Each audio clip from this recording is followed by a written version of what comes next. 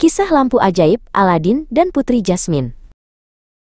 Di sebuah negeri jauh bernama Agrabah, hiduplah seorang pemuda miskin bernama Aladin. Ia tinggal bersama ibunya di rumah sederhana di pinggir kota. Walau hidup pas-pasan, Aladin punya hati yang baik dan penuh rasa ingin tahu. Ia sering membantu orang-orang di pasar, dan diam-diam bermimpi menjadi seseorang yang hebat suatu hari nanti. Suatu hari, seorang pria tua berjubah hitam mendatangi Aladin.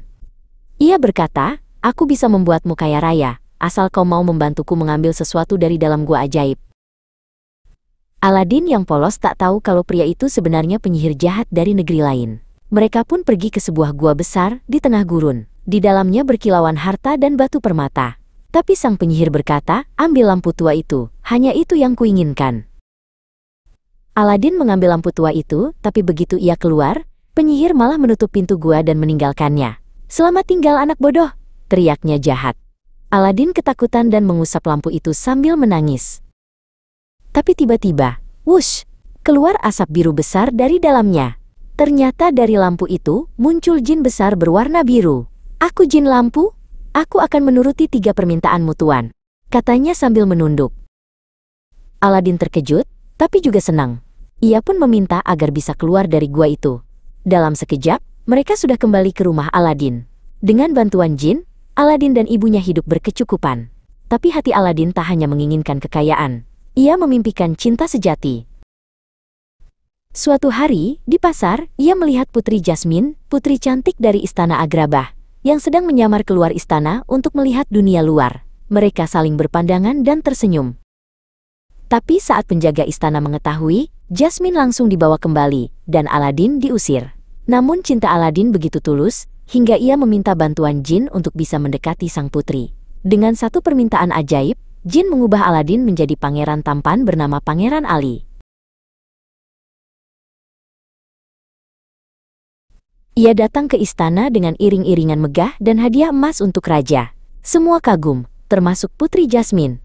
Tapi bukan harta yang membuat Jasmine tertarik, melainkan ketulusan hati Aladin. Mereka berbincang, tertawa, dan akhirnya jatuh cinta.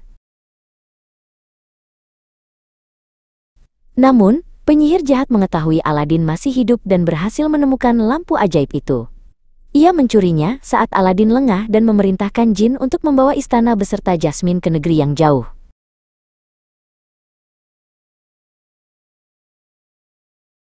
Saat Aladin mengetahui hal itu, ia tak putus asa. Ia berangkat dengan karpet terbang ajaib untuk menyelamatkan sang putri. Dengan kecerdikannya, Aladin berhasil menipu penyihir agar menggosok lampu. Lalu jin pun kembali tunduk pada Aladin. Ia mengucapkan permintaan terakhir. "Jin, tolong bebaskan Putri Jasmine dan hukum orang jahat itu."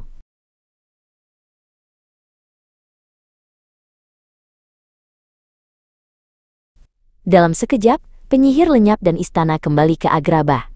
Raja sangat berterima kasih dan mengizinkan Aladin menikah dengan Jasmine. Namun, Aladin tidak menggunakan lagi kekuatan ajaib. Ia justru meminta jin untuk bebas. "Terima kasih tuan," kata jin bahagia sambil terbang ke langit biru, kini menjadi makhluk bebas. Aladin dan Putri Jasmine hidup bahagia di istana, bukan karena sihir, tapi karena keberanian, kejujuran, dan cinta sejati yang tumbuh dari hati mereka.